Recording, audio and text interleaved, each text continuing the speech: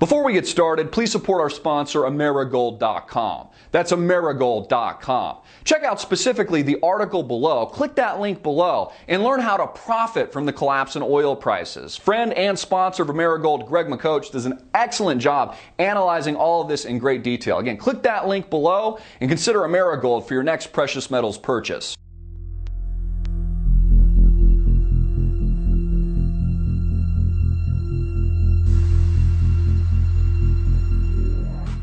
You know what's interesting? Over the weekend, former leader of Russia, the former president of the since collapsed Soviet Union, Mikhail Gorbachev, warns of an all-out major nuclear event as a direct result of the Ukraine crisis. You know, the crisis in Ukraine engineered by the West, this coup, this toppling, arming of terrorists on the ground, rebels, neo-Nazis to overthrow the rightful and democratically elected Viktor Yanukovych, warns of an all-out nuclear war as a result of this, potentially in Europe, nuclear event, nuclear bomb. And the mainstream media glosses over it. Doesn't even talk about it. It's a media blackout, courtesy of CNN. The only thing they can focus on is the circle jerk of millions of people and global world leaders in France as a result of the tragic and heinous Charlie Hebdo attack. Isn't that interesting?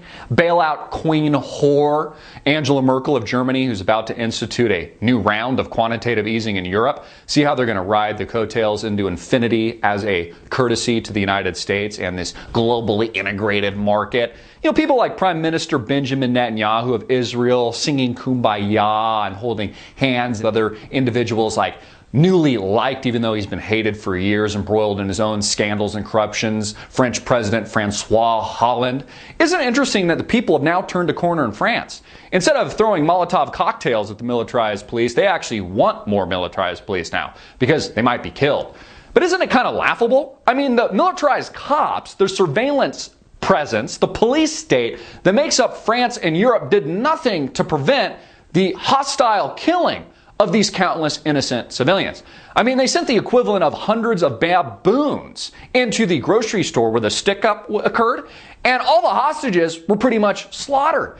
And then the martyr successfully martyred himself, I believe it was the African-American gentleman. So the terrorists actually won, and the people should actually be afraid.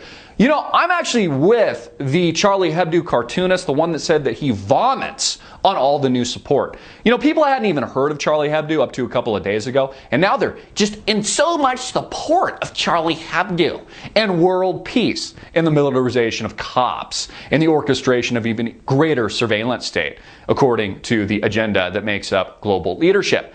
Isn't it also interesting that the President of the United States, Barack Obama, and also other peacekeepers like Eric Holder and John Kerry, the Secretary of State, didn't show up? They were MIA. Isn't that interesting?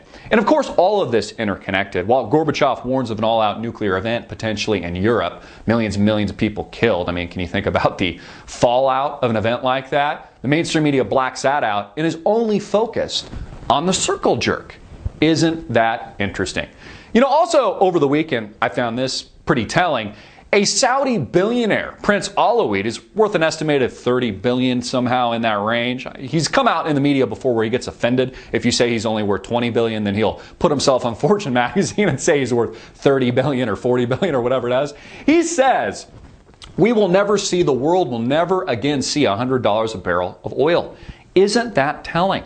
The equivalent of Warren Buffett in the Middle East says we'll never see $100 a barrel again. You know, I spoke about this incessantly. We talked about this months and months ago, how oil prices would be artificially manipulated lower by the West, in cahoots more than likely by Saudi Arabia to put pressure on the West's enemy, namely Russia, and also a nuclear-armed Iran to bring them to the negotiating table. But if we're never to see $100 a barrel of oil again, Gorbachev is right.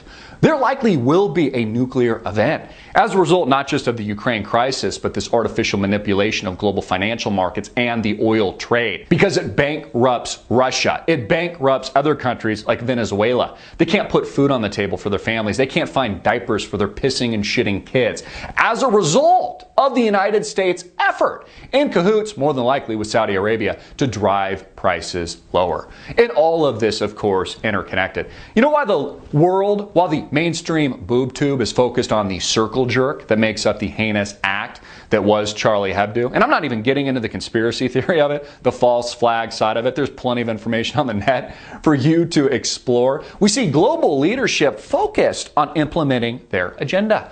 As a result of all this, justifying why we need a police state, why we need the surveillance state, why you should appreciate your militarized cops, while there needs to be global unity. Isn't that the very definition of the New World Order we've been talking about for years now? You know, Gorbachev, folks, is right. There likely will be a nuclear event as a result of this. And if prices are artificially manipulated and they stay here at this below $50 sub range in the oil markets, the rabid dog that makes up the enemies of the United States will react. At some point, if you push them long and hard enough, they're going to bite back. And it could very likely result in a global and world shakeup.